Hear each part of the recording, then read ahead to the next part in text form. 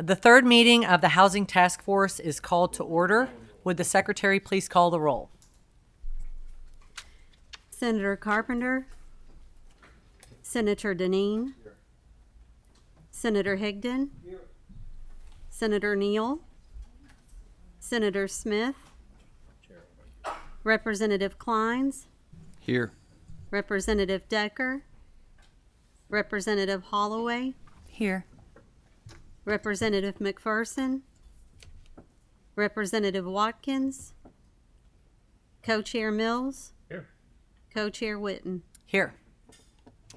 We're going to wait until the end of the meeting to approve the minutes from the July 28th meeting. So right now, we're just going to get right to it. I'll request Anitha Sanford and anyone with that group to approach the table. And while they're all coming forward, do any members of the task force have any recognition of guests that they'd like to make? All right. Well, welcome, Ms. Sanford. Please identify yourself for the record, and you all proceed when you are ready. And make sure that your green light is on and the microphone is pulled pretty closely to you. Thank you for having me today. My name is Anitha Sanford, and I am the CEO of the Home Builders Association of Kentucky. My name is Sherry Seiwert, and I am the Program Director for the Indiana Residential Infrastructure Fund. Delighted to be here. And first, I do want to acknowledge I have our president here with us, the president of our association, Scott Welch, and he is with Welch Builders, and he does development and building in Jefferson County, Shelby County, and Bullitt County. Just a quick reminder, I know many of you all have heard about the report that we partnered with the Kentucky Chamber with. We're very proud of that report and working with Dr. All on that for building a foundation for growth. And what you'll learn is some of what we're going to talk about today has come and showed up in this report. And part of that report, we really were looking at what are other states doing. As we know, housing is a really hot topic right now, and many states are taking a look at all of their rules and laws surrounding housing and looking at what changes they can make to help move the needle. So the Residential Infrastructure Fund is one of the model programs that we're looking at. And I know Senator Mills filed a bill related on the Tennessee model. And then there are a lot of areas talking about building code reforms, and I'm going to touch on that a little bit as well. And as many of you may know, infrastructure is a significant cost when it comes to housing. Putting in the roads, the water, sewers, it takes a significant amount of time and can be pretty costly. Up to 30% of the cost of a home is related to infrastructure. But something else I want to touch on too is regulations, because that's something I think we don't talk about that often as it pertains to housing. And I want to talk about that for two reasons. One of the reasons is that currently the Department of Housing, Building Construction here in Kentucky is taking a look at updating and making changes to the codes. That's residential, building, and energy codes. And the second reason I want to bring it up is because our national association, and I have this stat in here, says that 25% of the cost of a home is related to regulations as far as permit fees, inspections, studies that are required to be done.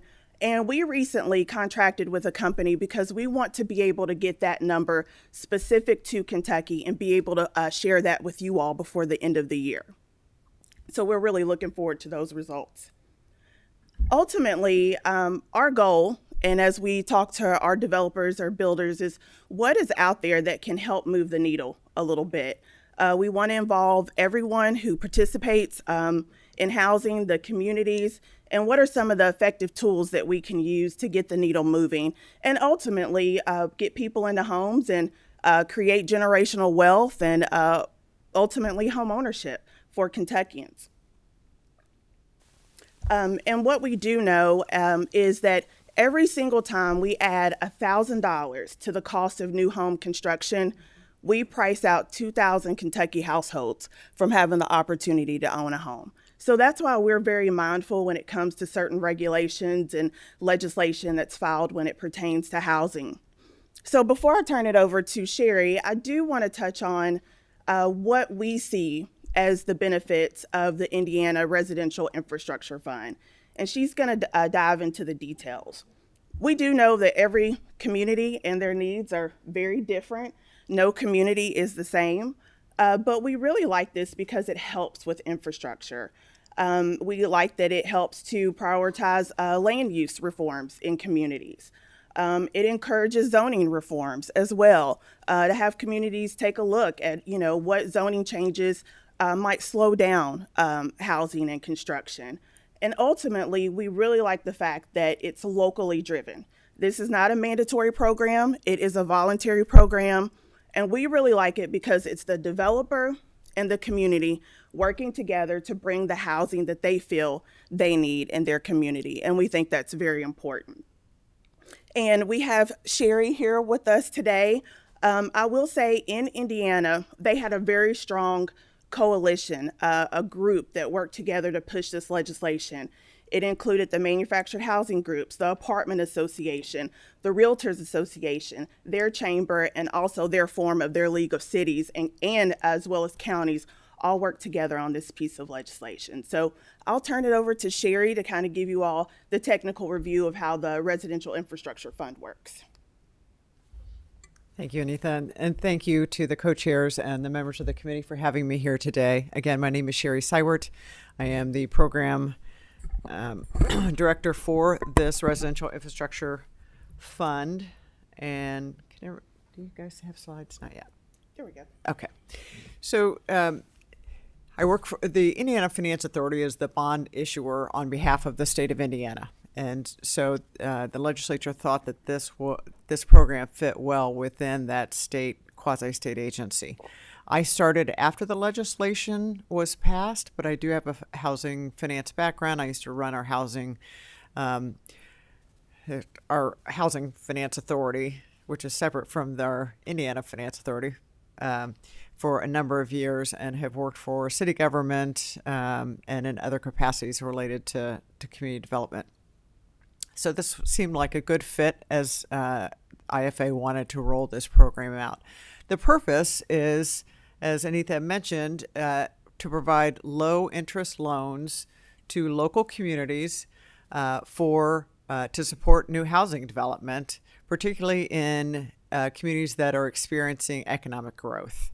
And the program was started in 2023, and the state legislature appropriated $50 million. That was the first tranche that was appropriated.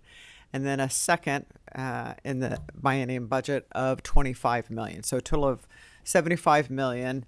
And the second $25 million was in 2024. I don't know if can I advance them? Oh, great. A lot of folks ask, what does infrastructure mean? What can be funded? And so this just provides a list of everything that our program can fund, from a traffic light to the purchase of the land necessary for the development. Most of it, however, goes for streets, curbs, sewers, just that type of infrastructure. Not very sexy stuff, but it's very needed for housing development. 70% of the appropriation is set aside for rural communities. So communities that consist of 50,000 and below from a population perspective. The remaining 30% goes to what I constitute as urban communities, 50,000 and above.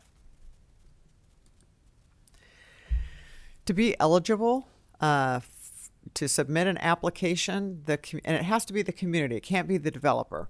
So we have a lot of developers that would like to come to us directly, but we think that this provides an opportunity for local communities to have some skin in the game and to be a part of the residential development growth. So they have to demonstrate need. They submit a market study that has been completed within the last 5 years. And they can either do that, they can hire a private contractor to provide that data, or there's a state website that they can go to and actually put their own together. They need to discuss the type of infrastructure needed for the development.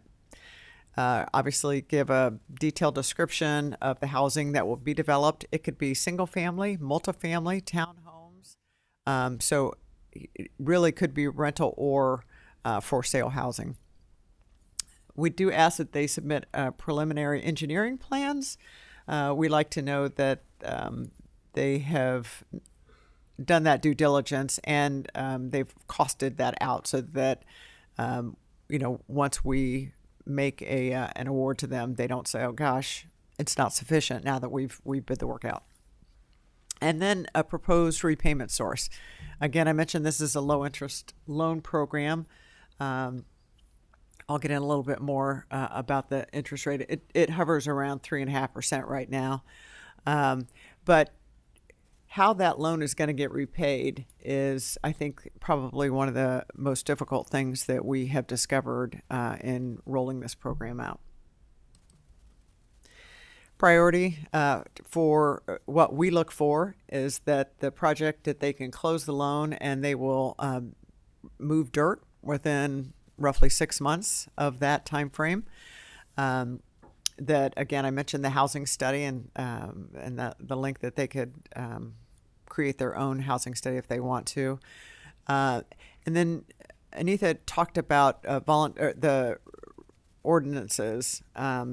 I will show you the changes that we've made in our legislation here in a couple of slides about how we've eased those. We've asked those communities to ease those development ordinances at the local level to allow for more density in housing, more units to be created, and to lower the cost of housing.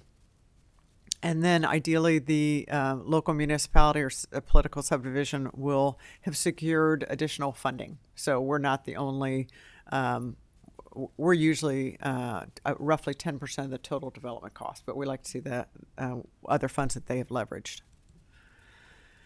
I mentioned the interest rate.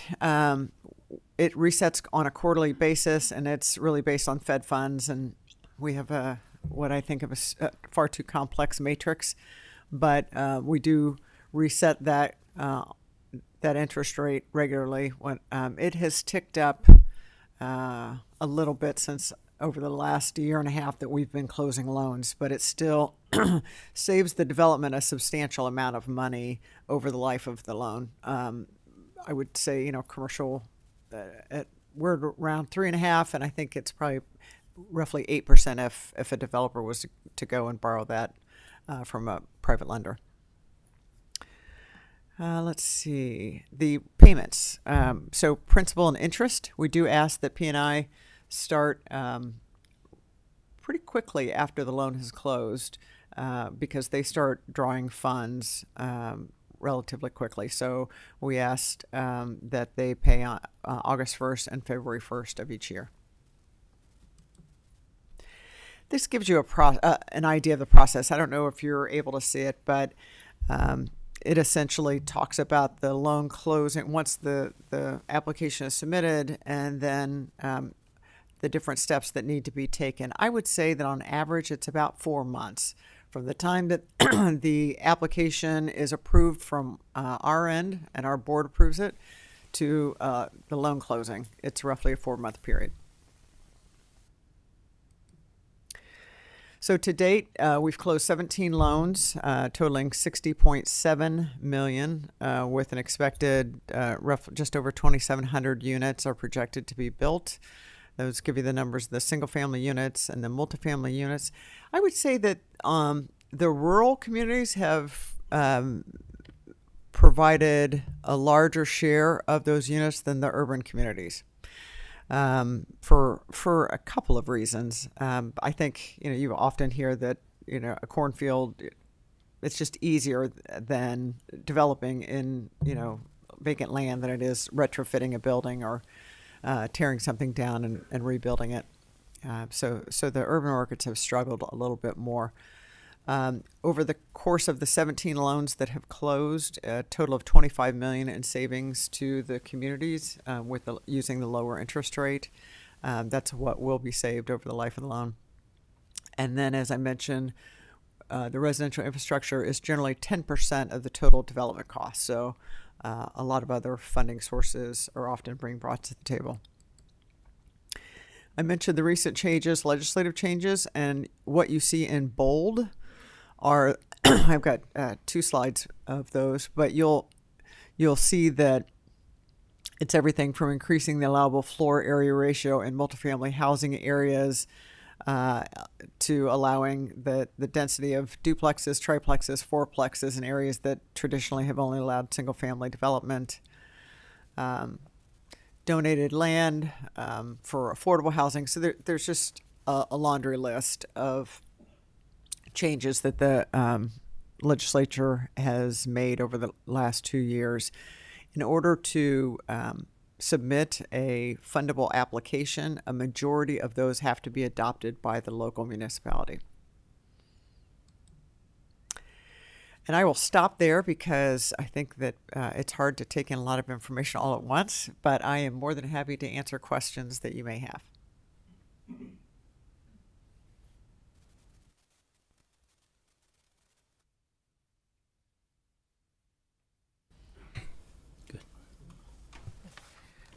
Co-Chair Mills has a question. Okay. Thank you. Very, very nice presentation and quick and to the point. I like that. So I'm going to go backwards in your presentation. So you said a majority of the ordinance changes has to be made. I mean, is that specifically more than 50%? Or So, 5 or more. Okay, So is 5 what I or would, more. yeah. I mean, included in one of those is the market study that has to be submitted. okay. Everyone has to submit one anyway. So, some are pretty easy, but yeah, the majority, and most of those changes were just made in our past legislative session. So it'll be interesting when we receive applications on October 6th, how many municipalities were able to adopt that language that quickly. So this is not a list of ordinances that have to be local ordinances that have to be changed in order to qualify for the loan. Yes, It is. Okay. it is. Yeah, they have to adopt And those. and did you work through those possible changes with your League of Cities or whatever? Our is Builders it? Association. Yes. Okay. And our Association of Indiana Municipalities. Those two were critical in Okay. developing the language. Let's see. You answered a lot of my questions as I went through. Okay.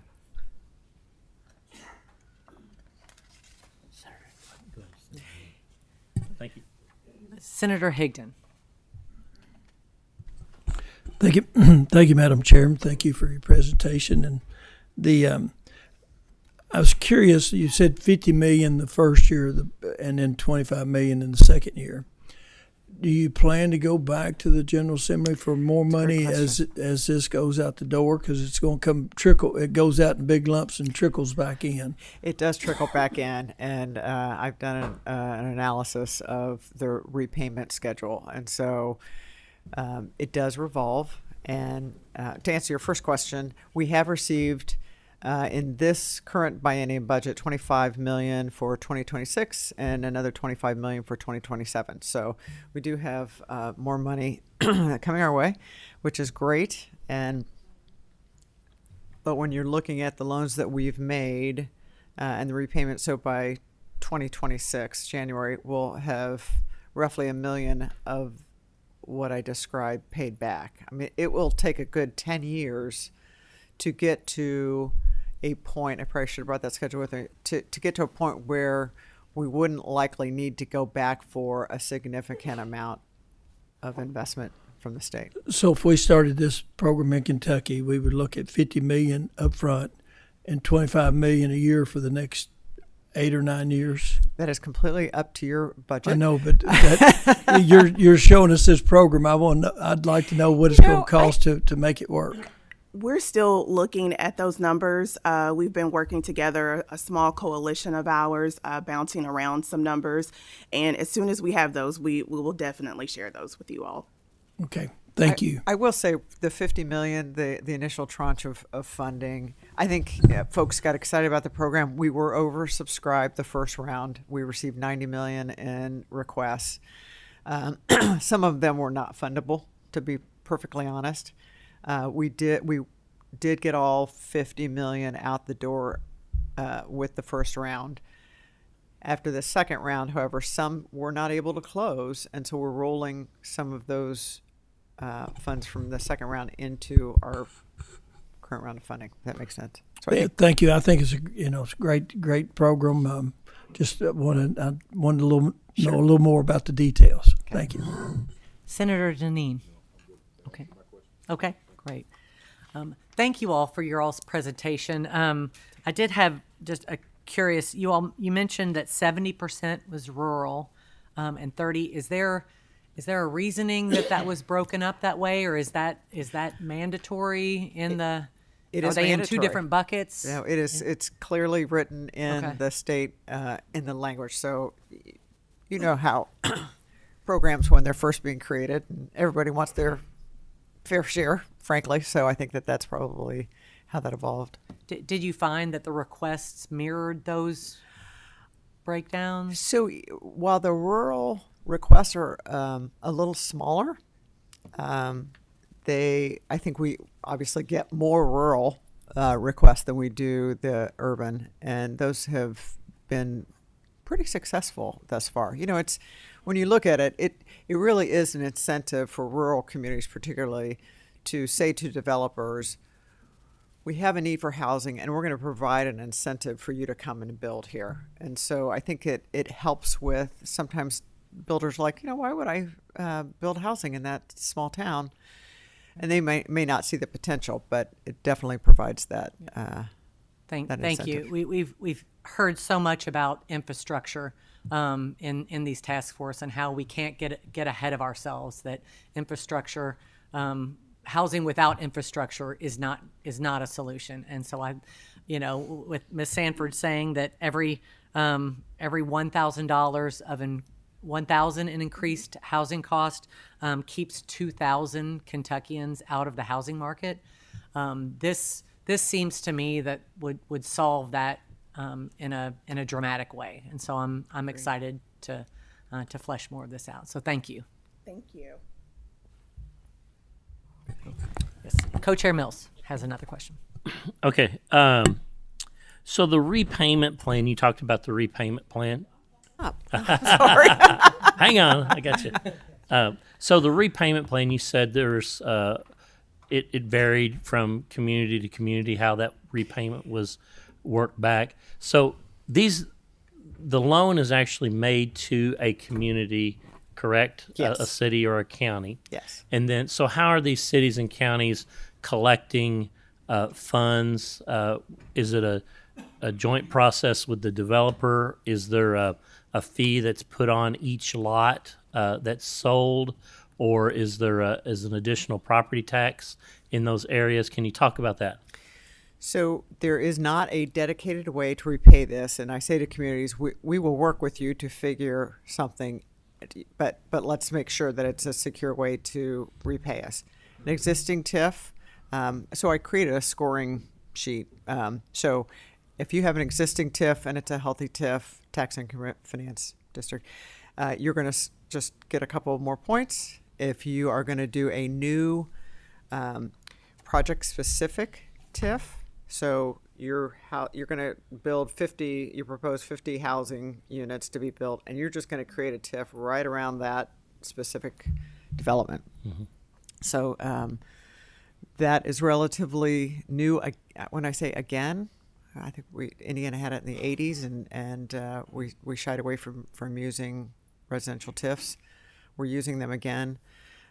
So that is a good source of, and if you understand TIFs, I mean, they don't start paying for the first couple of years. So with that, we've said to the developer, can you pay what's called it's a tax, property tax payment, so that they would go ahead and pay that taxpayer agreement up until the point where the TIF can start paying the loan back. Does that make sense? So you're not specific in how it's repaid. Each loan is specifically worked out in the community.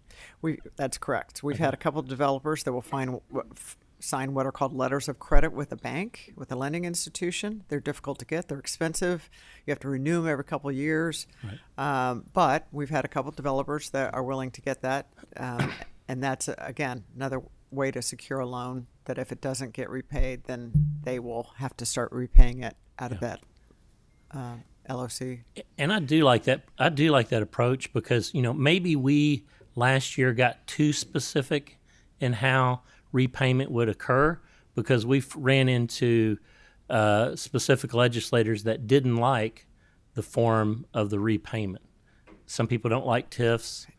Some people think that puts the money or puts the cost back on the homeowner and that the developer and the city should be sharing some of the cost. So maybe we should be less specific in the financing part of that. So that's something learned today. Okay. Then my final question is a maximum request. So do you have something in the bill that actually says, a large corporate builder couldn't come in and gobble up all the money in a large development? We don't. You don't? And so I will tell you the largest request that we received was $19 million. And we ended up funding all of that. Really? It's creating 700 units in a community that is, again, the employers are there's a lot of growth there. So it came at the right time. But so there's no cap, and there's also no income cap or affordability cap associated with the program. So a renter or a home buyer, there's no. It's not I prefer workforce housing, and I think that works best with this program. But it doesn't have to be at any area median income. So that $19 million, was that less than 10% of the whole development cost for infrastructure? It was not. It was It not? was not. It was probably 25%. I can't recall exactly, but it was still, it's a significant development. They've sent us drone shots of it, and it's a big project. Okay. Very good. That is all my questions. Thank you so much. Sure. Well, thank you both for the testimony. I really appreciate it. Robbie. Have a great day. Good luck. Oh, I'm sorry. Yes, Senator Carpenter has a question. I'm sorry. Sorry, I'm late, but we were blacktopping this morning, so I was trying to put out fire, so I apologize for that. But the reason I was asking about the infrastructure costs is because, for us, that's one of the biggest costs. So I was just wanting to verify that I heard right, and I kind of had read over this stuff last night, actually, believe it or not, because I know how important that is of the cost. Because for us, that's really becoming, because of codes enforcement and the things that they're requiring us to do. Everybody wants us to do affordability reasoning. But, it's costing me $150,000 to relocate a sewer line that's already on the property, that people have no idea that there's a cost in that. I'm getting zero benefit out of it other than I'm getting to relocate that so I can save 4 lots. Probably not going to make any money on the lots, but I'm going to get to build 4 houses that I hope I get to sell and make a little money on. That's the hope anyways. And so that's what I was just curious of. So all this money is the infrastructure cost of it and how that funds. I just want to make sure I heard right, Anita. Yes. So Fully infrastructure, a little bit more, like I said, she had mentioned sidewalks, traffic lights, roads, adding turning lanes. I mean, it's goes towards quite a bit of the infrastructure. okay, thank you. That's just double checking. I spent $250,000 so far on gravel. I'm thinking I should have opened up a rock quarry instead of anything else. So that's what I was curious of. Thank you very much. Sir. Thank you again. I would kind of like to hear.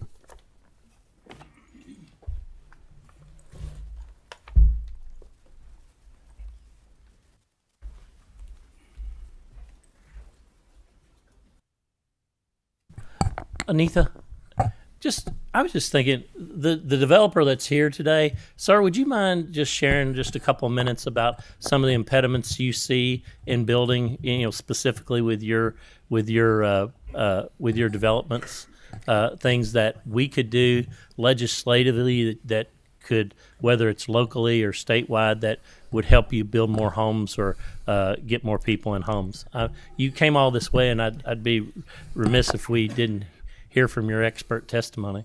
Well, I do appreciate that, and allow me to spend a little time. If you can introduce yourself, please, for the record. Okay. My name is Scott Welch, and I'm a current president of the Home Builder Association of Kentucky, and I'm a home builder, and I'm also a land developer in Louisville. So as far as development is concerned, so we have a lot of projects that we're involved in where a lot of upfront cost is we have so much upfront cost that we can't get those projects off the ground.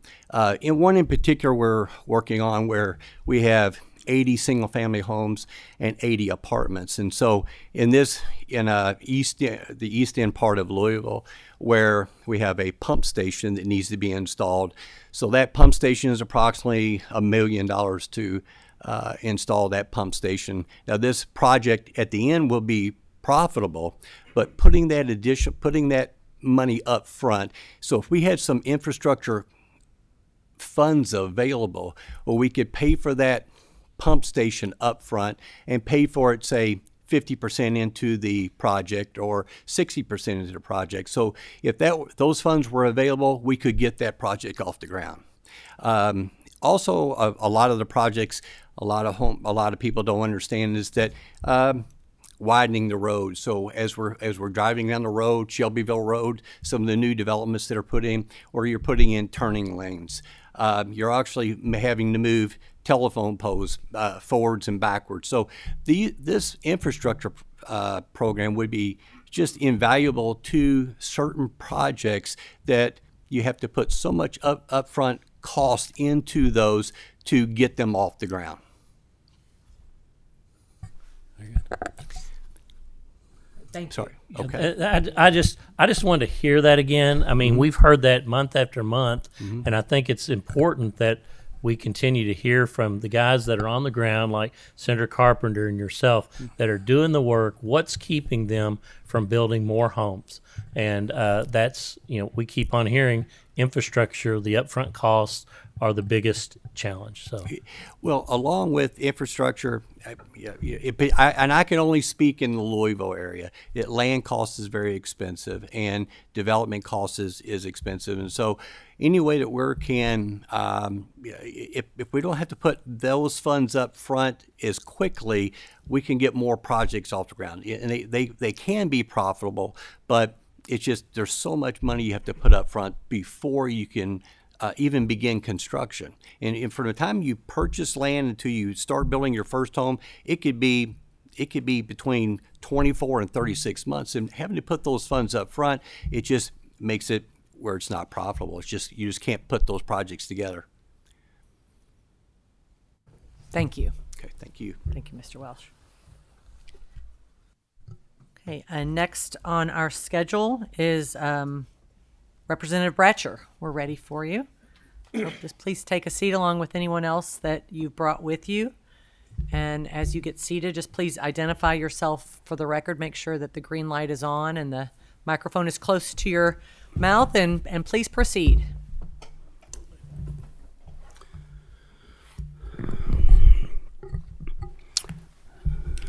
Thank you, Chair Whitten, for your invitation, and Senator Mills, appreciate it. So, my name is Steve Bratcher. I'm state representative for the 25th District, which encompasses the Hardin County, Elizabethtown area. And so we're the fastest growing area in the state right now. So with a lot of infrastructure and things going on, we do recognize in our area that affordable housing is very challenging in our area, as well as statewide. So we're here to talk today about the House Bill 588, which was filed last session, which helps with affordable housing trust fund, and it kind of puts some more money in that area so we can allow people to buy homes. And because we know home ownership is one of the fastest ways to wealth, is one of the fastest ways for stability for Kentuckians as well as Americans. So with that, I'll just turn it over. If you could introduce yourselves and talk about some of the facts that we have and some of the information we have that's very crucial to this legislation. All right. Thank you. Thank you, Representative Bratcher. My name is Adrienne Bush. I'm the Executive Director of the Homeless and Housing Coalition of Kentucky. And while I find the present button, I will allow my colleague to introduce himself. Thank you. I'm Scott McReynolds with the Housing Development Alliance in Hazard, Kentucky. All right. So just to put the housing supply gap numbers in a visual way, we know we are short about 200,000 homes as of 2024. When we look at the number of units we are short for 0 to 6 people who are 0 to 60% of the area median income, in the home ownership area, we were short 39,813, and in the rental area, 86,152. And these numbers, of course, are coming from Kentucky Housing Corporation and Bowen National Research. In 2029, if we do nothing policy-wise, we can expect those numbers to grow. And I just want to share that this is a significant portion of the housing gap that we have. So how does the Affordable Housing Trust Fund increase and preserve housing supply? It's a funding vehicle that was established by the General Assembly back in 1992. It's been around for a minute. Under KRS 198A.720, it is supporting the statewide production of housing for Kentuckians who are living below 60% of the area median income. Just for reference, that is for one person, it's about $35,000 a year that they are earning. Family of 4, it's around $50,000 and some change. It's pretty flexible. It funds single-family home construction, emergency repairs to preserve existing homes, and then rental development for duplexes and even apartments. Here's how it's funded now. There is a $6 transaction, a fee that happens per deed transfer and mortgage recording fee each. There is no recurring appropriation from the General Assembly in the form of the biennial budget. What has happened is over the last 3 years, the fees have only generated about $3 to $4 million annually, which needs to be spread out statewide. Doesn't buy you very much housing, if you will. And what we've seen is that as the housing market inventory has tightened, receipts have steadily declined from a high of $5.8 million. This is a visual analysis of kind of where the trust fund has been since it has been operational. And you can see that its purchasing power has declined over time. So how does it work? Kentucky Housing Corporation awards funds through annual competitive grant applications to nonprofit developers based on local community needs. All the funds are awarded and forward committed annually. So there isn't just a reserve pot of money earning interest somewhere. It's put to work. Project applications exceed the amount available each year, and it has a leveraging power of $1 to $7.90, nearly $8, in bringing in additional federal resources into Kentucky. It can match funding from federal and non-federal resources like the Federal Home Loan Bank. Since it's been around, $48 million has been loaned out and $118 million has been granted. Over half of AHTF resources have funded homeownership construction and repair, and 48% have funded rental development. 63% have gone to rural communities, 36% have been awarded to urban areas. Over this time, I think it's important to note that nearly 13,000 homes have been built or preserved. This is a visualization also done by Kentucky Housing Corporation on their Tableau account, where you can see where the trust fund is going and the amount of money going to different counties over time. And with that, I'm going to turn it to my colleague, Scott McReynolds. The Housing Development Alliance serves Perry, Knott, Leslie, and Breathitt County in far southeastern Kentucky. In 2024, our piece of the housing supply gap was 2,200 units in those small rural counties. About 1,300 of those units were for people with incomes at or below 50% of AMI. So 60 to 70% of our housing gap is would be met with, people are eligible for the trust fund. What that gap looks like in real people terms is we have 180 families who are seeking home repair.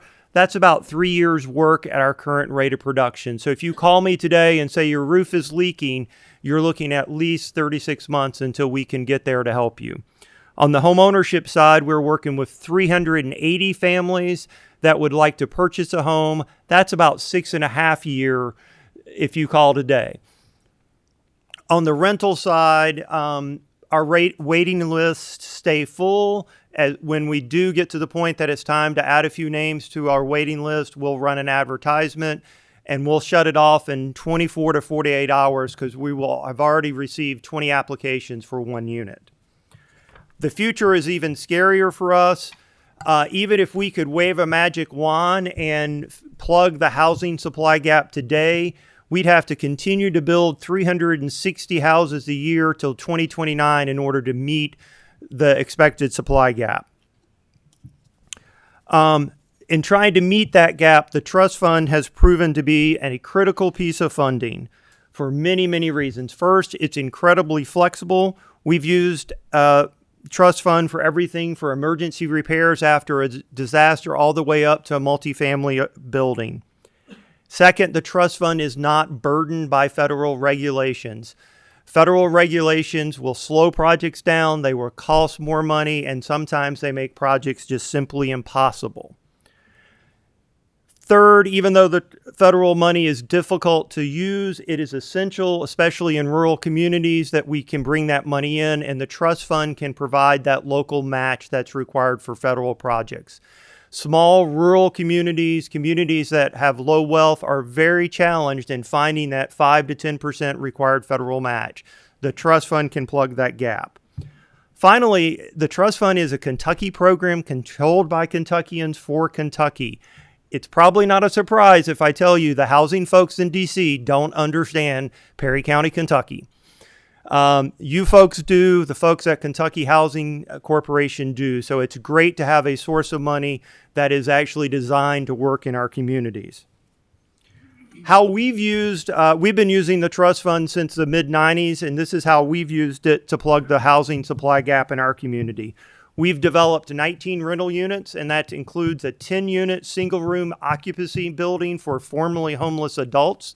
So these are the hardest to serve folks in our community. It's been operational for 25 years. So these investments have a long-lasting impact. We've developed 4 rental duplexes, 3 of which target people with disabilities. So again, folks who are very vulnerable in the housing market. We've developed 1 fully accessible single-family house because there was no house that you could rent that was wheelchair accessible that we could find in Perry County. We had a family move in from public housing. They had 50 steps to get into their unit when they've moved in. Linda is the grandmother raising a profoundly disabled child. They've lived there for 20 years and not missed a single rent payment. We've completed 227 home repairs using just over $3 billion of trust fund, and we brought an additional $2 million of other funding to that.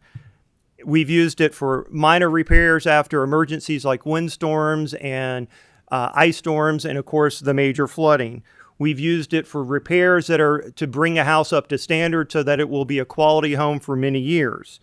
One family we helped was Betty and her granddaughter. They were impacted by the 2022 floods. Their house is not in the floodplain, but the little creek in front of their house got up about 20 feet and got into about a foot into their house. And they spent the night sitting on the back of the couch to stay dry.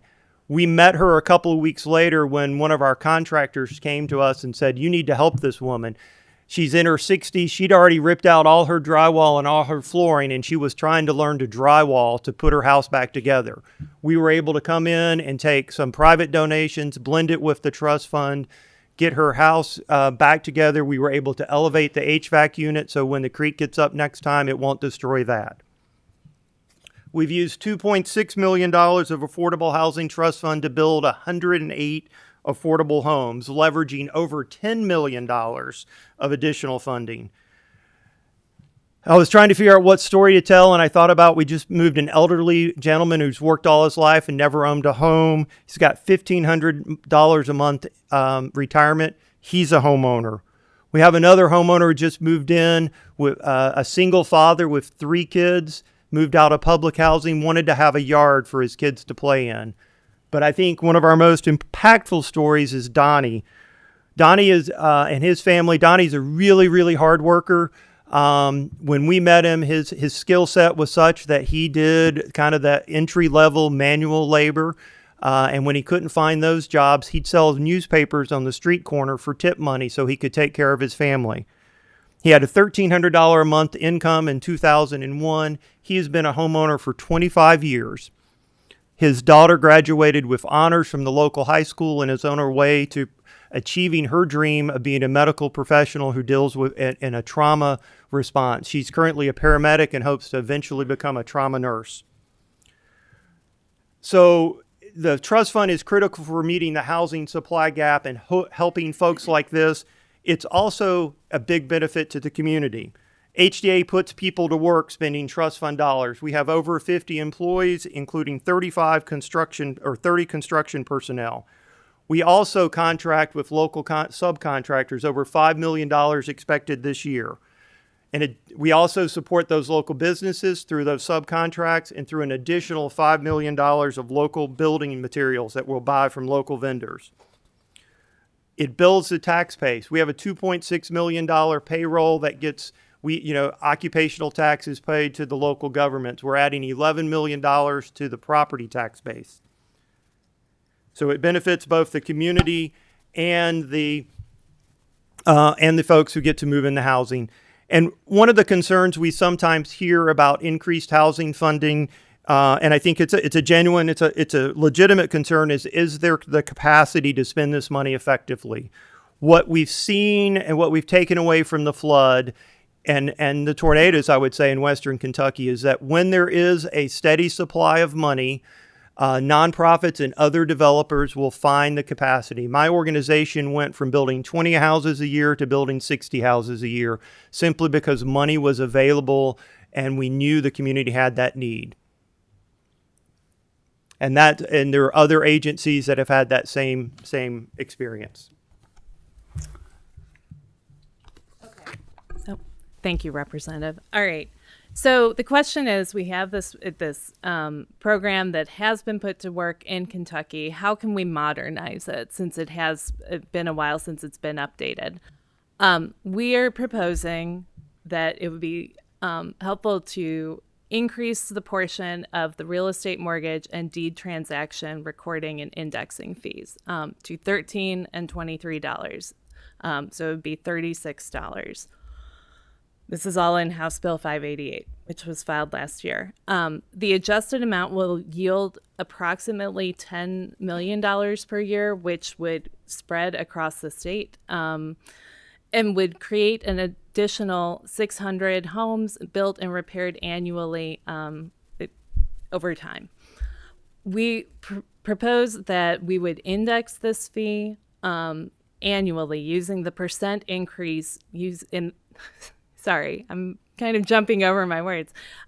Index the fee annually using the percent increase in the non-seasonally adjusted annual average consumer price index for all urban consumers, or CPIU figure, which is used in other parts of KRS to help address future market fluctuations and inflation. So we don't go years between the fees being adjusted.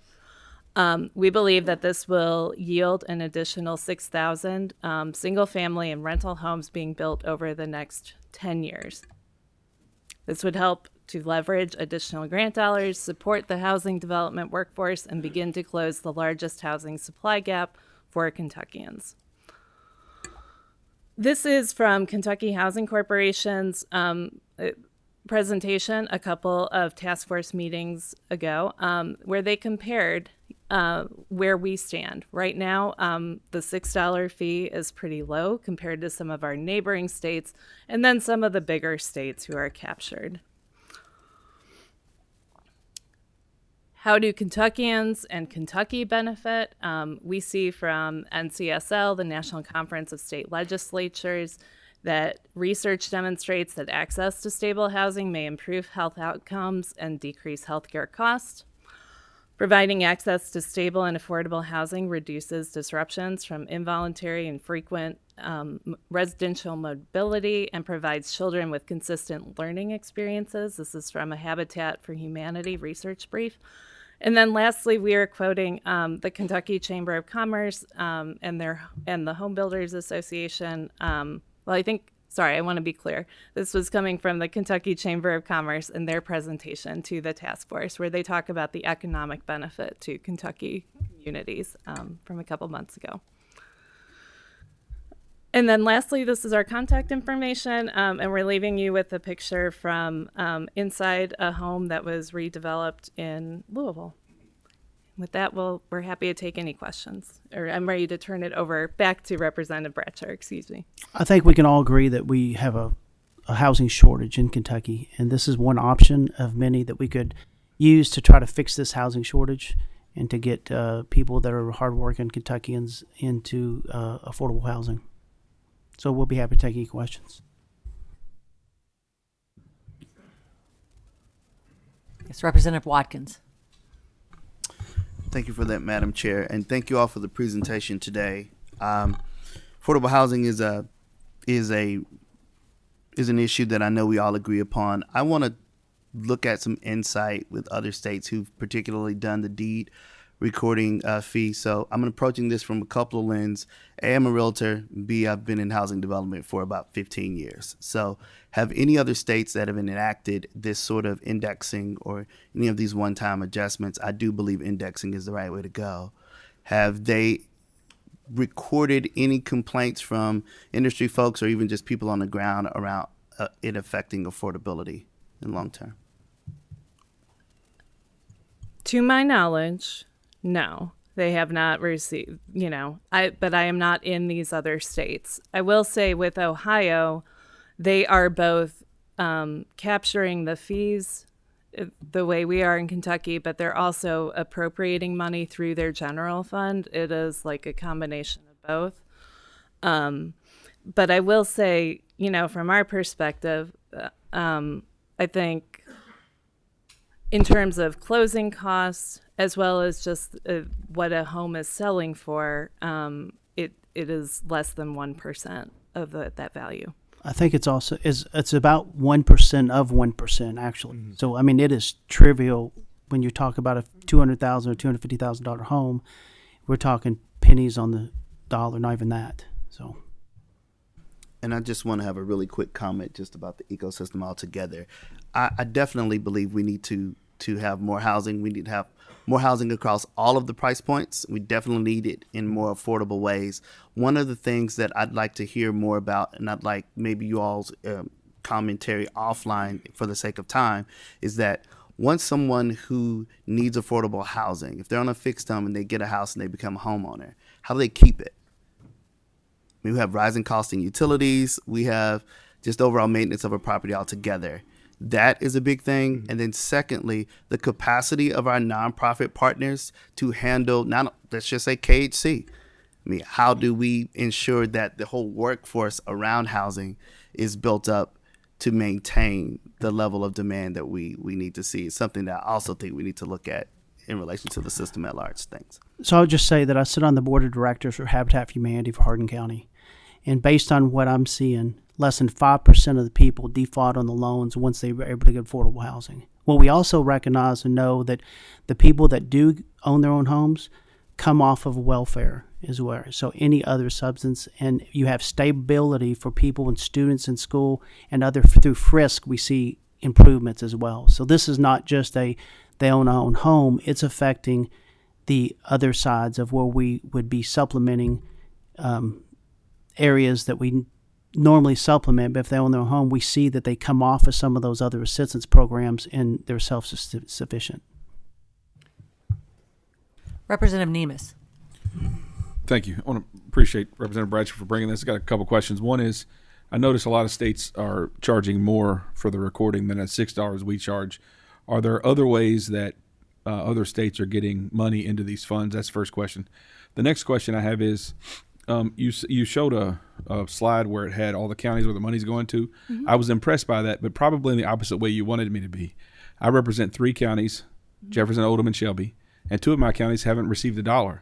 So who makes these decisions? Why are those counties not getting money? Population is exploding in those areas. Why don't they get any money? So who makes the decisions? And in particular, why not Oldham and Shelby? Would you like me to take that? Whichever, yeah. Okay. I'll start backwards. So the funding competitions are run by Kentucky Housing Corporation, and eligible developers then respond to the funding application, the grant application. So there may be some counties where there may not be a habitat or someone with the capacity or the interest in developing in that county. Could you Those county repeat? residents are still paying the fee, though, right? Correct. Yes. So I think that is one of the, as someone who runs a statewide organization, I want to see these resources deployed statewide as well. I think Kentucky Housing Corporation, in receiving these applications, has had to make tough decisions around how they spend a limited pool of money. So how can we be assured that if we give you more money or give you more ability to money, that the money is going to be coming to the place, all the places, and not just a I think there was handful of about, the counties? There were only like 15 counties. We have 120, so that was very impressive, but the wrong way. So how can we be assured that's going to be corrected? If I could make one clarification, that list is abbreviated. It actually goes much longer than that. That's a screenshot. So it's possible that, I know they're not listed on that. It is possible, and I'm not saying they are because I don't have knowledge of that, but it's possible that both Olden and Shelby have gotten some funding. They're just not among the top counties. Please provide the list. Thank you. Okay. We will. In addition to that, I may add, Representative Nemus, is that they it's based on poverty levels as well. So in some areas, in some counties, the poverty level may not be as bad as it is in other counties. So it focuses on for example, a person, $34,000, if you're working and making $15 an hour, you're right around that $35,000. You become non-eligible for this. And so if you've got a family of 4 making $50,000, you become non-eligible. So those parameters too. We may want to look at increasing those parameters, because once you get to that realm or that level, you kind of fall in this gap where you're not eligible for this program, but you can't really get the hand up that you need to get a home. So it's kind of, there's a gap there. So With your first question, if I may, I will say the majority of states are using deed recording fees as the mechanism of funding their housing trust funds. Some may have a little bit different statutory language. They will use a documentary stamp fee, but it's essentially the same kind of recording instruments. And then sometimes you might have a special purpose fee for a special purpose fund, some sort of I just saw in one state, and it's not coming to me right now, but basically they may have designated like traffic tickets of a certain type, and that might have gone to a special housing trust fund for people with disabilities, that sort of thing. just to be clear, none of this program comes from the general fund. It is all funded through this deed payment program. So that I just want to make sure, where some others may be asking for $50 million in the general fund, this does not. Senator Higdon. Thank you, Madam Chair. And I know a lot of changes have happened in the construction world over the years, and one of the trends now is smaller units. Do you all see yourself adapting to smaller homes and to stretch those dollars further? Or I guess your comment on that. Yes, we're actually starting a project, hopefully in the next few weeks, that we've dubbed the Not So Tiny Home. That would produce some one-bedroom houses around 600 square feet, specifically for people who are survivors of the flood and have very, very limited income. And so that actually one of the obstacles that we have serving them through a more traditional, 1,000 or 1,100 square foot home is simply the tax bill. Can eat up so much of their limited income. And as Representative Watkins had mentioned, obviously we want people to succeed, and so the energy bills will be less. So I think there are opportunities certainly to take advantage of a smaller size house. And just to add on to that, when somebody asked the question about the energy bills and the utility bills going up, when you're building these houses and someone was living in a house that was built in 1932 and they have an old heating air unit and they don't have any insulation, then their bills are pretty extravagant. But whenever you move to one of these that are more of an eco-friendly, actually insulated well with high-efficiency heating and air units, your bills dramatically drop. One follow-up, Madam Chair, if you don't mind. I'm not a mathematician, don't claim to be one, but my inflation calculator tells me that a $6 fee in 2007 would be $10 today. Is what, I don't know if that's correct or not, if we had CPI on it, but just FYI. So that it may be right or it might not be. So if your calculations are correct, that would indicate we're behind. So. Just food, just free information didn't cost you a thing. If I may, Senator. Thank you, Senator. Translating that kind of in the housing world, when I started in the 90s, there was a program that would do $7,500 of repair to an elderly person's house. And it was always a roof, a heating system, and one other repair. That program exists today. It has a $7,500 cap, and we're lucky to do one of those repairs. So something else I just want to mention too is it goes back to basic supply and demand, right? So if you don't have very much supply of houses, then the demand, then your prices go up. So now we're in a situation where people are, in my opinion, in some areas are overpaying for houses that should be. So now they even makes it even more important for this fund, because now people are paying even more for a house that they would have paid a lot less for if we had the supply right side. Co-Chair Mills. Senator Carpenter. And I understand the program, so a couple of things I want to say. The 13 and is it 26 that we're going to on the other fee? 13 and 23. Yeah, 23. I think that what happens a lot of times is we don't change fees around here because everybody hears fee, tax, all that stuff, and they just have a panic attack. And so we may not do it often enough. So when we do it, it kind of is a big jump. But on the flip side of that, you're going to get a lot of slack or comments about it because, we just talked about affordable housing, making things affordable for everyone. And then every time you add, I know this is $50, somebody's going to say, who cares about $50? But it's $50 here, and I get another $350 fee for this. And that used to be 10 years ago on my closing costs when I was selling the house to somebody, I'd pay the closing cost on all these houses. $2,500 was a big closing cost. Now everybody asks for $5,000. I have a lot of people asking me for $7,500 for the closing fees. And I'm like, my goodness, I should have become on the closing side of this deal. And so be realistic. Everything is going astronomically higher. And you're right. When you said $7,500 used to get you those three items, I was like, he ain't getting a heat and air system now for $7,500. And so those fees are changing dramatically. And the other thing is, it's easy for everybody to sit up here and tell me that there's a huge demand for housing. And I understand there is. But there's also has to be a way to pay for this housing that everybody wants. And so sometimes, Representative Bratcher, this big demand out there. I can take you in Richmond, which we're booming, Madison County, I'm in Berea.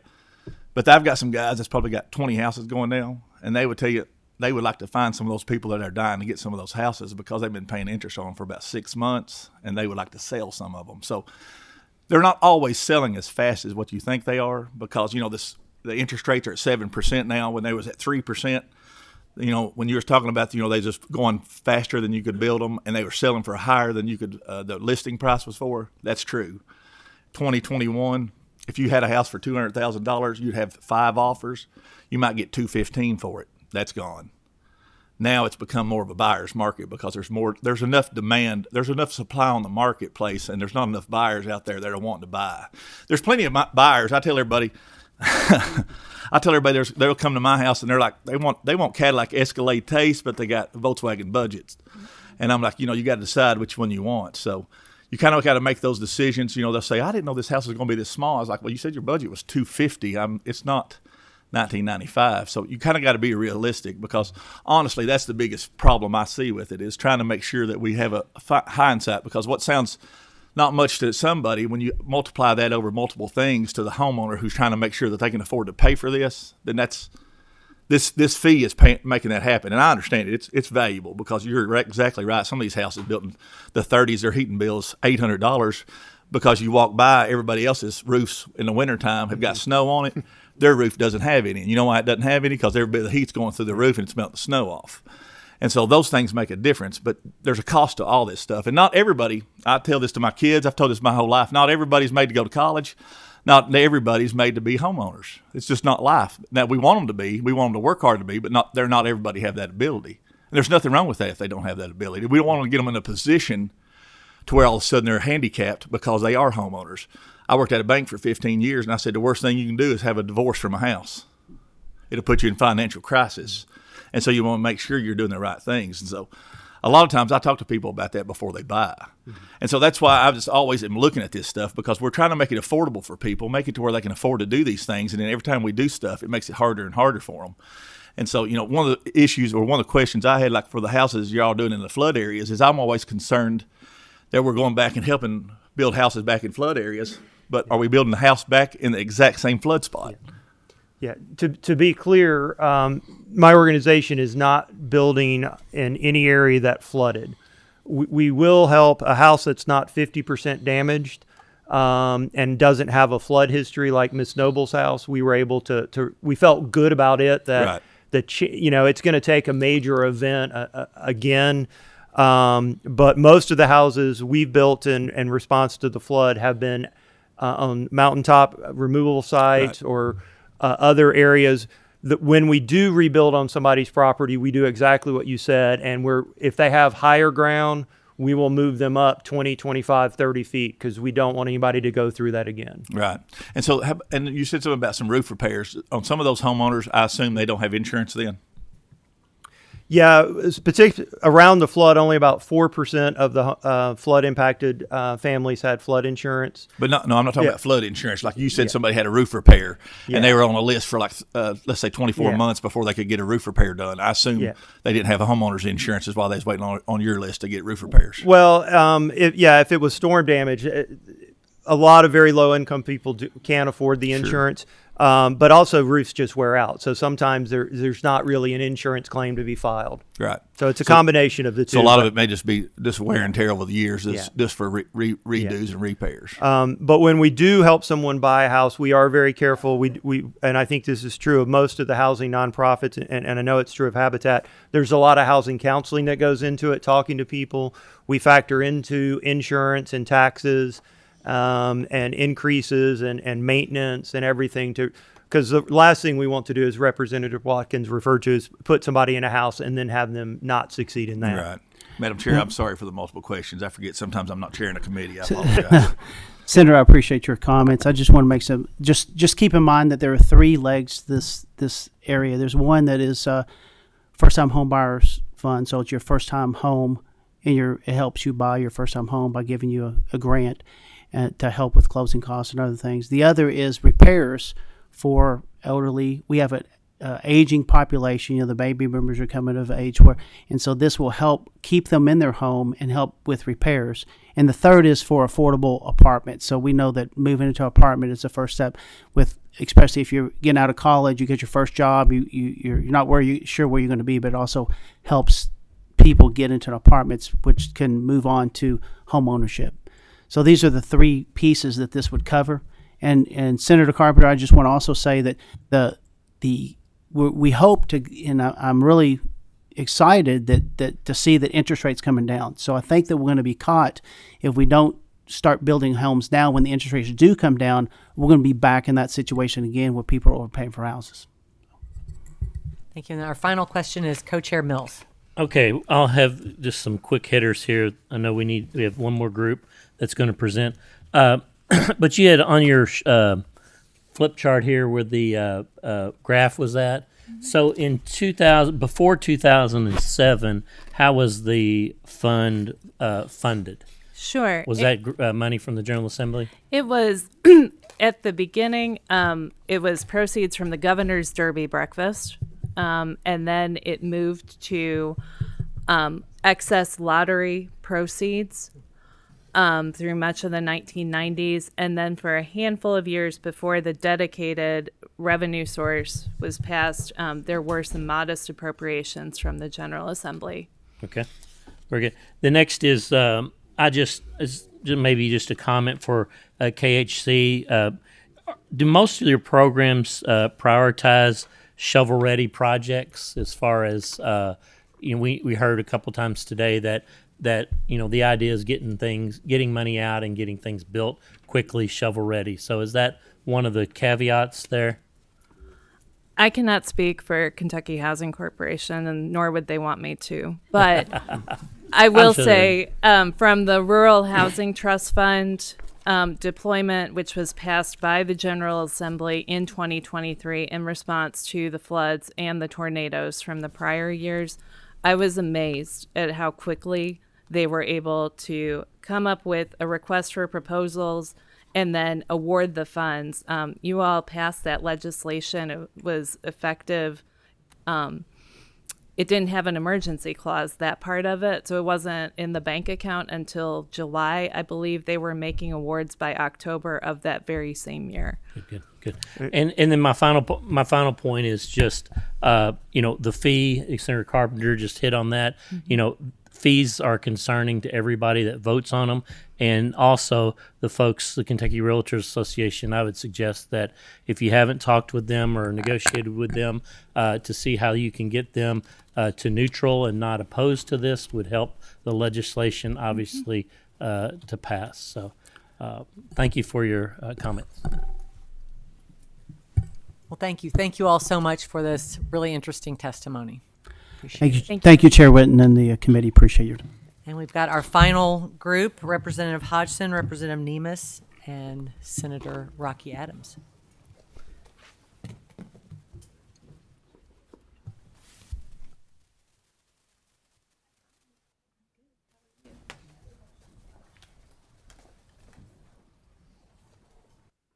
Susan not coming down? She's not? Okay, I'll sit up there. If y'all would just introduce yourselves for the record, make sure your light is on. I'm not seeing anything. Yeah, I'll sit on the end. Jason Nemus, State Representative, 33rd District, Jefferson, Oldham, Shelby Counties.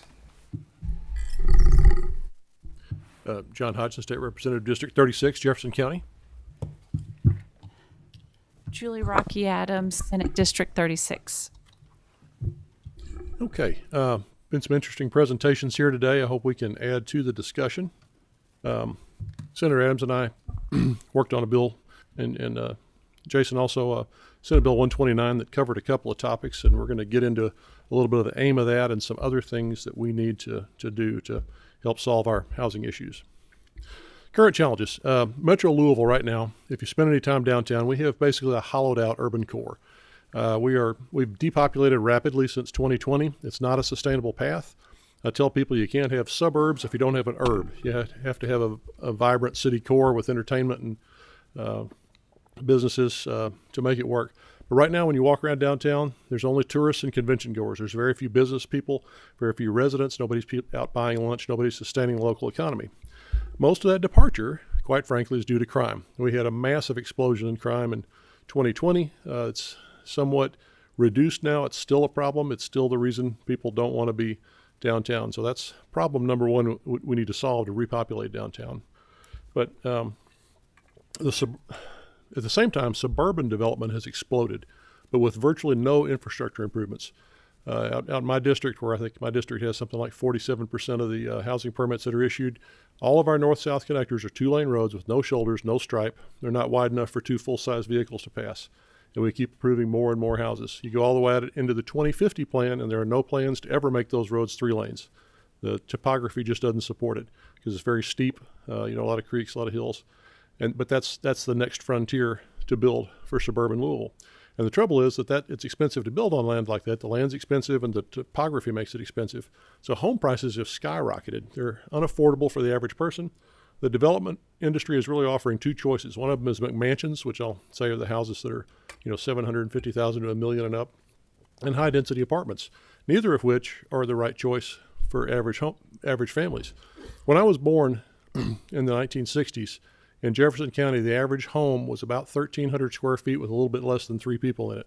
Now the average home in Jefferson County is 2,300 square feet with barely over 2 people in it. So particularly in the east, you have a lot of 5,000 square foot houses with 2 70-year-old people in it. And this is not a sustainable model. So we need to be building houses in the size and the price range that are appropriate for the people buying them. Also out in the suburbs, police, fire, and EMS coverage are very thin. And as Jason and I have noted to a number of officials, they're double paid by the taxpayers. They pay for you want to mention that, Jason? Yeah, what he's talking about is we pay for the Louisville EMS services and Louisville Metro Police Department, and we don't get any Louisville EMS services, so we have to pay for a second.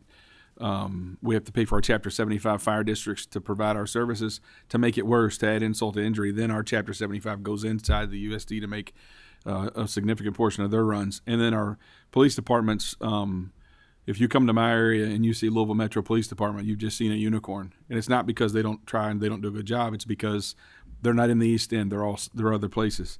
So we've had to, again, even though we pay for LMPD, we've had to pay again for Anchorage, for Middletown, for Linden, for Greenmore Devondale, for J-Town. So those are our taxpayers are getting soaked paying the normal rate and then a separate rate because the normal taxes, those services are not being provided to the people paying for them out in our areas. So we've got limited infrastructure. The road infrastructure is weak and not on a path to being improved. Police, fire, and EMS coverage is thin. And when you go out and look at putting high-density apartments in places like that, there are a few walkable areas. There's no public parks. There's no other amenities, bus lines, libraries, basketball court, anything you might want to have. It's just non-existent out there. So when we put people that may be in a lower income category and not have a vehicle, there's nothing for them to go do. They can't walk anywhere. They can't ride a bike anywhere. Unless you have a car, you can't get to any kind of a services. And TARC doesn't provide services in the suburbs to speak of either. They only do the major thoroughfares. And even then with the new plan, it's going to be much more limited than that. So it's, the infrastructure is not there. It's not appropriate that we build these types of things in these areas. And so what we're trying to do is we're trying to incentivize home builders to come out to the suburbs, or at least certainly a balanced approach, much more balanced than we have now. And then we're trying to figure out how we can help developers provide these kind of housing options inside the Watterson. Amazingly, I've heard it repeated to me for the last 10 years that the philosophy we've had has been build the houses first and the infrastructure comes later. And that has never happened. I've been in East Louisville for 40 years. I've never seen it come later. So this is a problem we've got. It's an unsustainable model, and what's going to happen is it's going to drive people out of the county. I can't tell you how many of my constituents said, I wish I'd never built here. I should have moved on to Shelby or Spencer or Bullitt. So we're driving people out of the county. So opportunities. Mayor Greenberg, we work with him a lot on this stuff. He says there's infrastructure for 200,000 more people inside the Watterson. This is where that area has become depopulated. They've got sewer, they've got sidewalks, wide streets, amenities, transportation, police, fire, EMS, it's all there. And there are areas inside the Watterson that have potential for brownfield development as opposed to greenfield, where you have low-value properties, maybe an abandoned lot or an old warehouse that could be scraped clean and repurposed for ownership opportunities, homes, townhouses, condos, higher density type housing. There are also buildings in the downtown area, in the urban core, that could be repurposed for residential use, like the Starks building, other buildings. Susan, our Senate Bill 129 provided incentives if conversion of those facilities goes to more than 50% residential.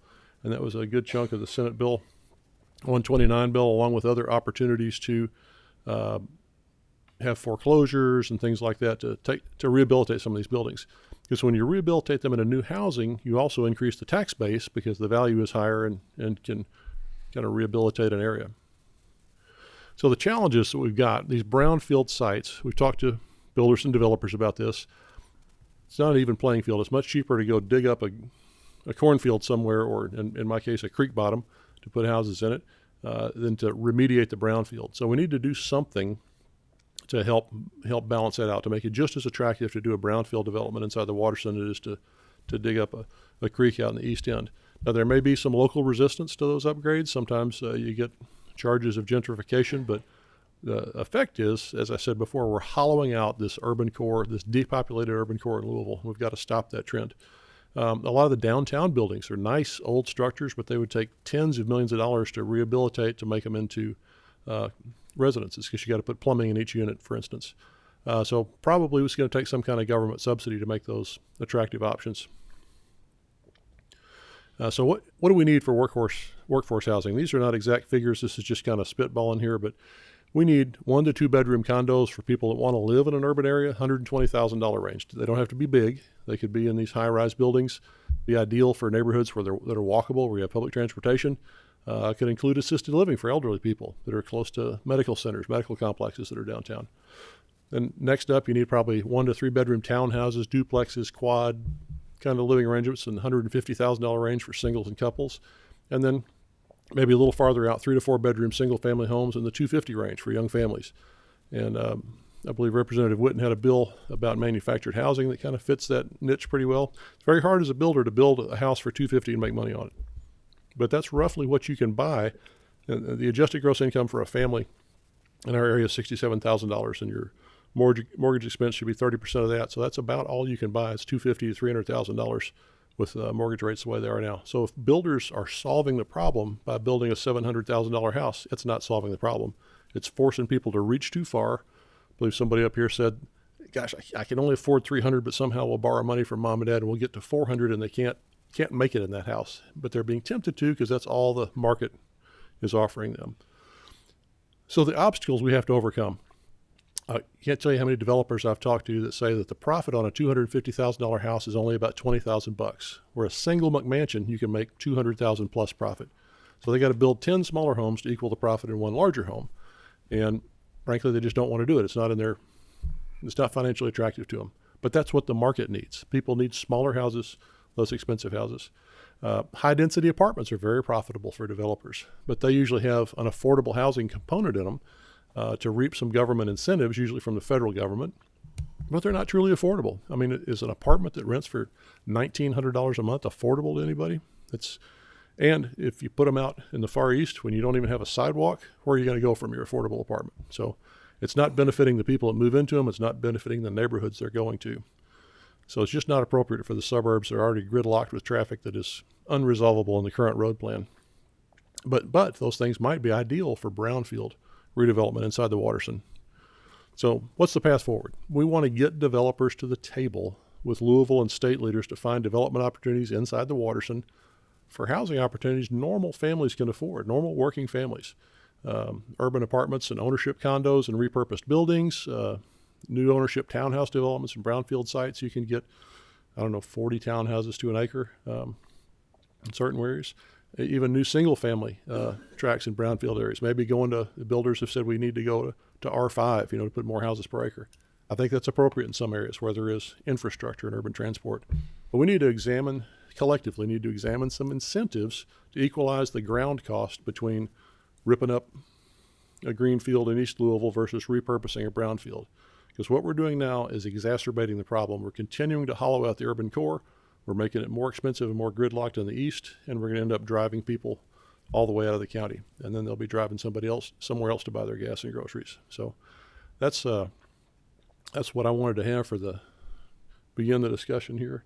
You have anything you want to chime in on that? Okay.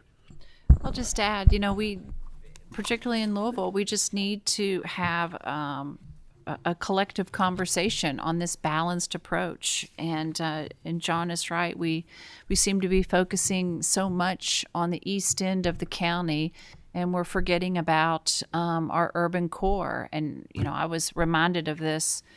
Both of my boys, when they graduated from college, they didn't want to buy a house. They were looking for a condo because they didn't want to mow the grass. They didn't want to clean out gutters. They just wanted to have something really easy.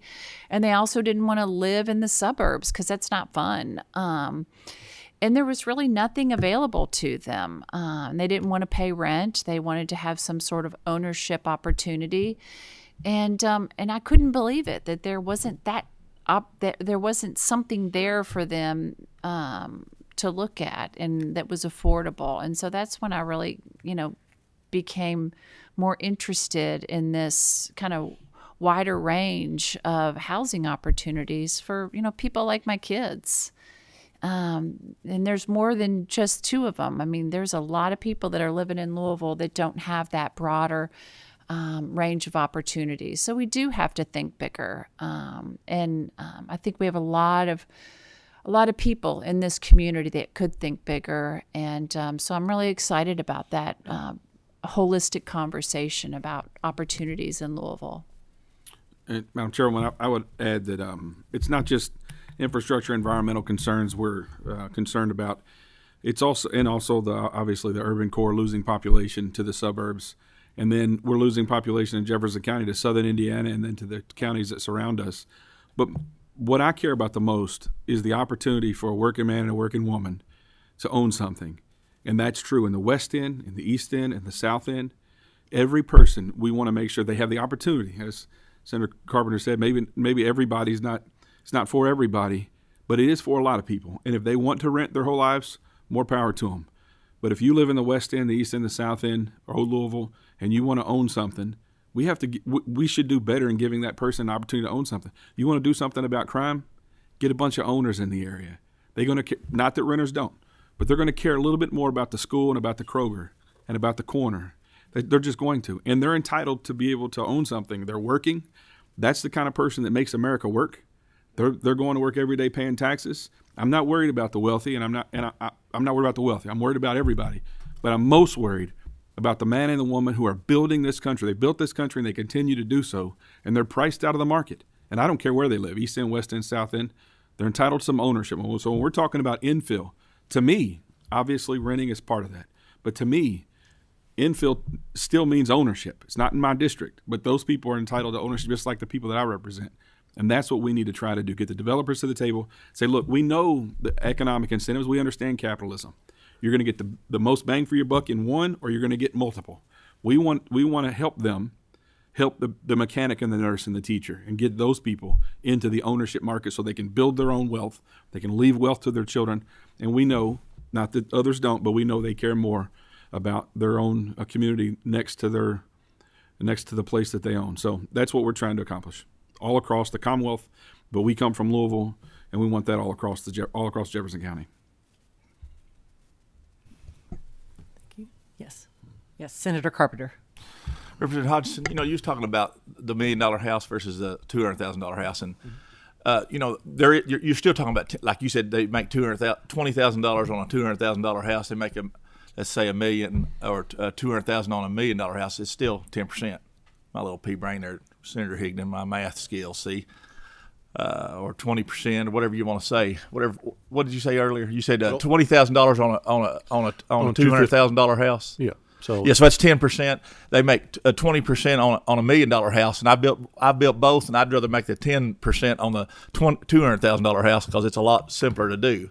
But my point of this is you can build. They'll build a lot more of those, and I'm curious. Are the reason that there's not more of those? Which you can't build a $200,000 house. Let's be realistic. It's land in Louisville because the land cost, the labor cost. I live in Berea, Madison County. We were getting a lot of people from Richmond coming to our area because you can't find a $300,000 house for anybody who is from Lexington. That doesn't exist. If it does exist, you probably can't afford the rehab cost of it if you're a newer home buyer.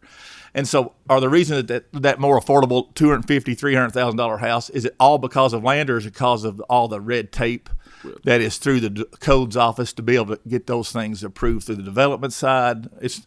It's not, because there's no way you can probably build it for that cost without some kind of subsidy. That'd be impossible. Right. The developers have told me that the ground cost is so high that they have to have houses in a higher price range. Otherwise, the ground cost is too much of a percentage. So typically, their solution is they want more density. They don't want R4. They want R5 or something greater to get more density in there.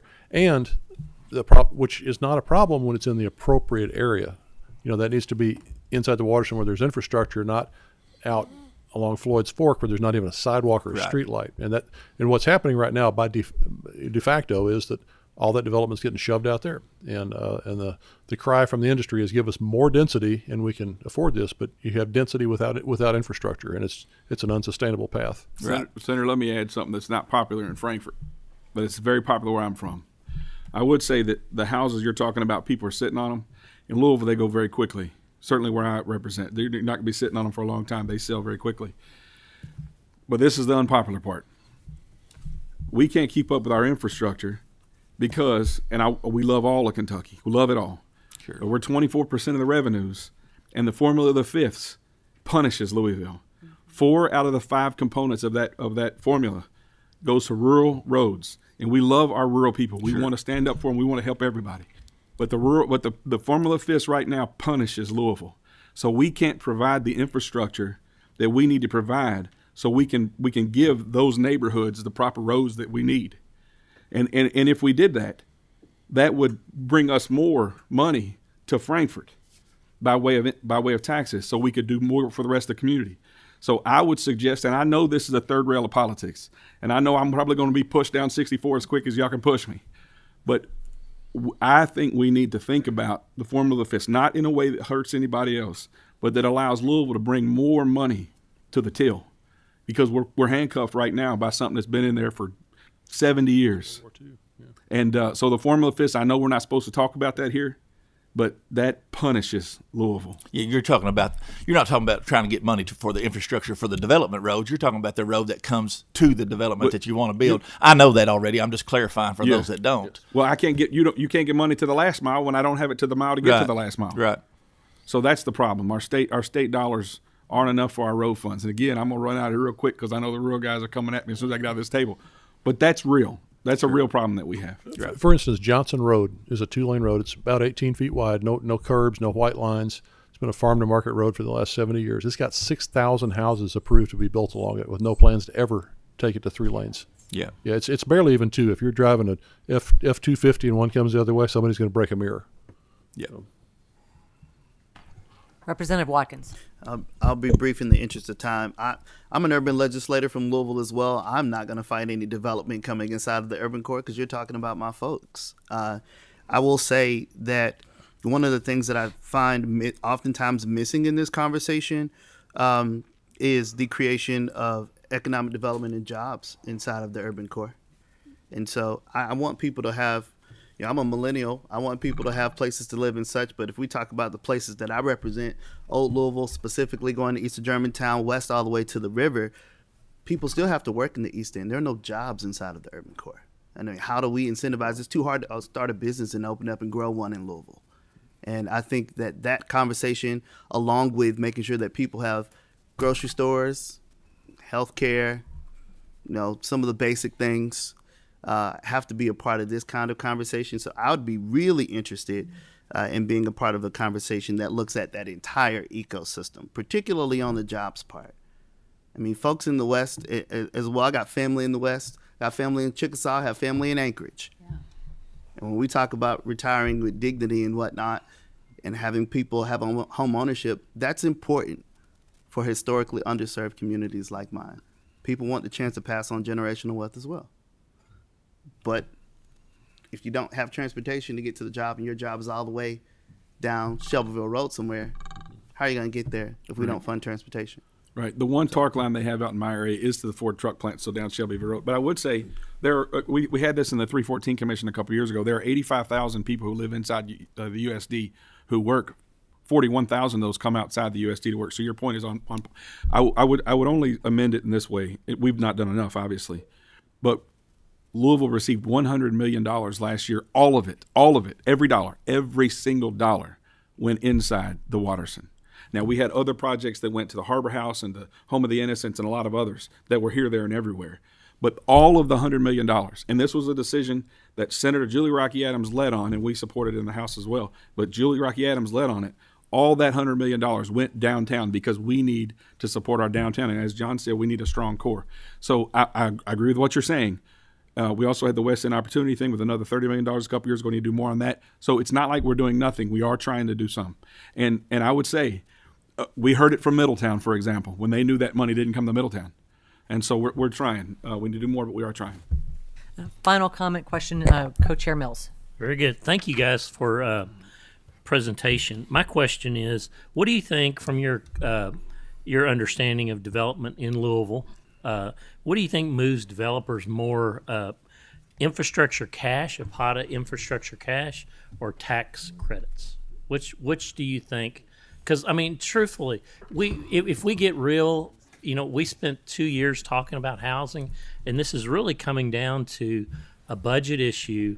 Where will the General Assembly, where will leadership decide to spend money to incentivize housing, if we do incentivize housing, and how should we go about it? I think the first thing that we have to do is clean up all the lanes, and we have to clean up these properties to make it where they can purchase them. And so I think cleaning up the lien process, which I think we did last time with 129, which is a good start. But I've heard that a lot of tax credits, that they do like that incentive. So that's just my... Because we got to get developers moving. We got to get them moving, yeah. Everybody else around us, all the other states are helping move developers toward doing something in their communities. And what you're talking about, Infill, is driven by one of these two things. Yeah. What you all? I don't know if you all have... The developers are going to go where it's easiest to build and where they can make the most profit. And so I think right now that the ecosystem we've set up means that you go tear up Floyd's Fork Creek and build things in the floodplain, which is not a good direction. But we need to look at specific sites and say, hey, inside this five block boundary here, we're going to knock down this old warehouse. We're going to, at government expense, we're going to level the playing field and say this is going to be a bare site for someone to come develop. And I think that's where you put the money. The government owns that ground, does the development, and creates a clean brownfield site and says, y'all come in and bid on this and build houses, and the government then gets their money back when you have high value dwellings on that place, paying property taxes to pay the cost of remediating the site. So really, I would neither do infrastructure. I don't want more infrastructure in the east because it's destroying the way of life out there. But I think remediation of those sites could be at government expense, with the future hope of recouping that expense in property taxes. I think what both of them just said is access to property, whether it's a lien discussion or what John's mentioning. They have to, we don't have an abundance of property like we do in a lot of other counties. So getting the developer access to that property, and then I'll talk with them and get back to the committee on what other incentives. But I think the first thing is access, and liens are a big problem inside the water system. And I'll finish with this one last comment that we think we've done a bunch in the last 5 or 6 years of cleanup of regulations, cutting red tape, but there's even more. You don't realize how much is out there. Here's another great example.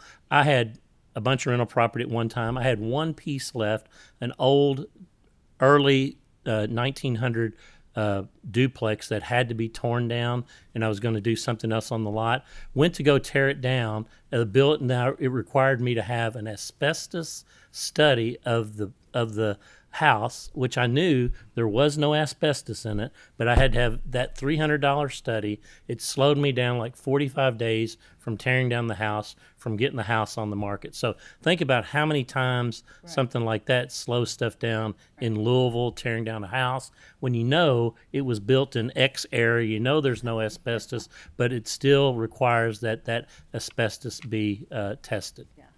There's a lot of that, and hopefully we can find some of those to get rid of this session as well. So thank y'all. Senator Higdon, you had a comment? I do.